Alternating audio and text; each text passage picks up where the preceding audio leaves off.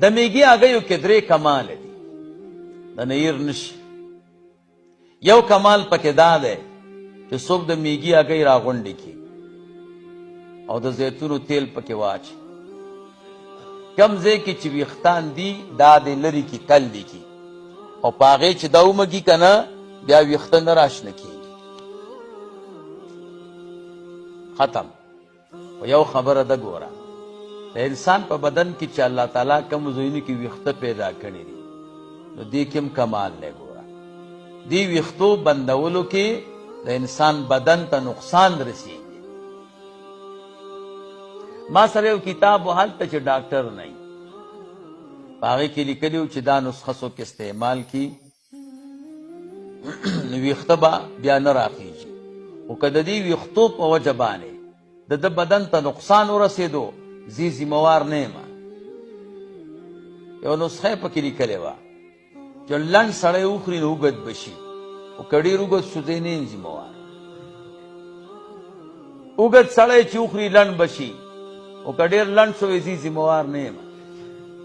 د هر شي کې حکمت یې که نه. نو یو کمال پکې دا. دویم نمبر د میږي هګۍ چې راوالي او د دوو دوستانو منځ کې داسې وشیندې بیا سره جدا کېږي.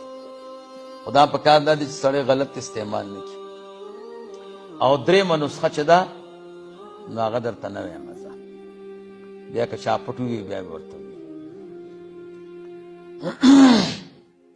خو زه عربۍ کې به درته ووایم د میږي هګۍ چې څوک راوالي او دا وخوټ کوي او په هر چا باندې یو غړپ وسکلی نو استطلاق البطن مریضي به ورته پېښېږي. بس بیا به فراره خیږي او روان دی. پوهېږې که نه؟ راځه. بس سلیمان علیه السلام ورته راغی. میږي ته عربۍ کې نمله وایي. نمل ورته ولې وایي؟ وی د دې وجه نه چې نمل اصل کې حرکت ته وایي. څه ته وایي؟ او میږی ډېر حرکت والا دی، د سره درېږي نه، د ډېر حرکت د وجه نه، د کثرت حرکت د وجه نه دې ته میږی وایي.